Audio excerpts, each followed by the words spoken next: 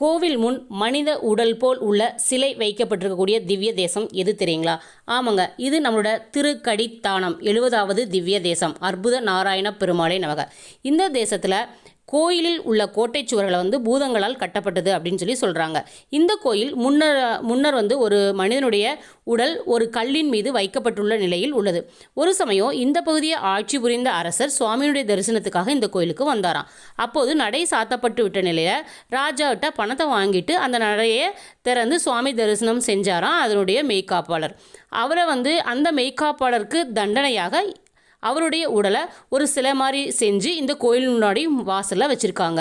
இங்கே யாராக இருந்தாலும் தவறு செஞ்சவங்களுக்கு தண்டனை கிடைக்கணும் அப்படிங்கிற ஒரு ஐதீகத்தை இங்கே காமிக்கிறாங்க. இந்த திவ்ய தேசத்தை பற்றி நீங்கள் தெரிஞ்சுக்கணுன்னா நம்முடைய திவ்ய தாரை சேனலை சப்ஸ்கிரைப் செய்து திருக்கடித்தானம் 70வது திவ்ய தேசத்தை பார்க்கவும். ஓம் நமோ நாராயணாய.